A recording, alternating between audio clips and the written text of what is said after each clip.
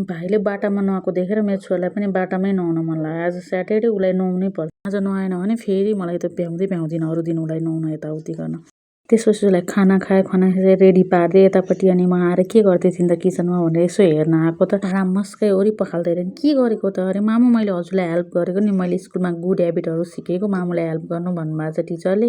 मामुलाई help गरेपछि म तिमीलाई captain vice captain star of the week बनाइदिन्छु भनेर त्यही भएर गरेको। अहिले नगर न छोरी, अहिले गर्छौ पछि ठुलो भयो भने गर्दिनँ होला छोडिदेऊ भनेको। होइन म गर्छु भन्दै थिइन्। अनि बल्ल तल्ल फकायो अनि यतापट्टि एकछिन नुनु गर नि त भनेर अब यता नुनु गरे दिदीभाइ दुईजना। अनि म चाहिँ अब दिउँसोलाई के खाजा बनाऊँ भनेर खाजा किचनतिर थिएँ। यता कटौरामा फेरि उसले स्याम्पू घोलेर राखिदियो। अनि यता आलु बसाउन राखेँ। आलु यता सिटी लगायो, 2 सिटी मजाले लागिसकेपछि बन्द गरेर छोडेँ।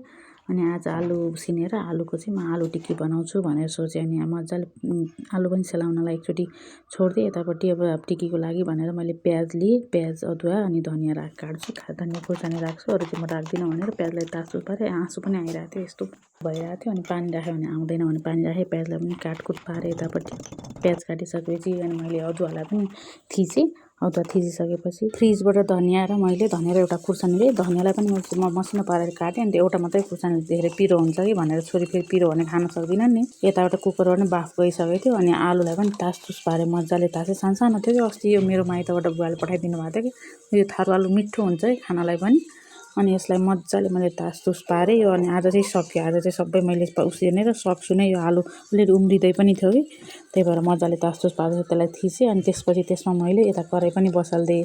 कराईमा नि अनि आलुलाई थिचेँ मैले। यस्तो हातले थिच्दा हातमा ल्यासल्यास हुँदा त्यसपछि मैले ग्लासले थिच्न थालेँ कि त्यसमा अनि कटिङ गरेको सबै त्यो प्याज धनियाँ खुर्सानी सबै मोलमाल पारेँ। अनि घोल बनाउनको लागि चाहिँ मैले बेसन अनि चामलको पिठो थोरै अनि मैले तिल पनि राख्दै कि त्यसको लागि। अनि त्यसपछि त्यो आलु मुसुकालाई मैले गोलो गोलो बनाउन थालेँ कि त्यसलाई चाहिँ मैले आलु टिक्की नै भन्छु। यतातिर चाहिँ चप भन्छन्। अनि त्यो घोलमा डुबाउँदै मैले कराईमा हाल्दै गएँ कि अनि अट्ने जति मैले खाद्दी राख्दै अनि यतातिर राखिसकेपछि आइसो हात पुसेर यसो फर्काएँ। मैले फर्काउँदै थिएँ। यतापट्टि बाबु रोको आवाज सुनेँ कि अनि म त दौडी गएँ। उसले उठेको थिएन। अनि एकचोटि यसलाई फिडिङ गराएँ। त्यसपछि फेरि यता आएर हेरिसकेपछि फेरि त्यो गोलो बनाइसकेँ सबै। अनि सबै तारतोर गरेपछि एक लटको फर्स्ट लट छोरीलाई आएँ। छोरी आऊ न तिमी र बाबा लिएर जाऊ, तिमी र बाबा टेस्ट गर्दै गर भने। अनि छोरीलाई दिएँ। अनि ऊ खुसी हुँदै थियो। अलिकति भर्खर उठेको थियो ऊ पनि खाना लगायो भने। त्यहाँदेखि सेकेन्ड लट पनि मैले टेस्ट गरेँ। मिठो भयो, अलिक पिरो लागेको थियो तर टेस्टी चाहिँ यम्मी नै भयो। आजको आलु चप टिक्की।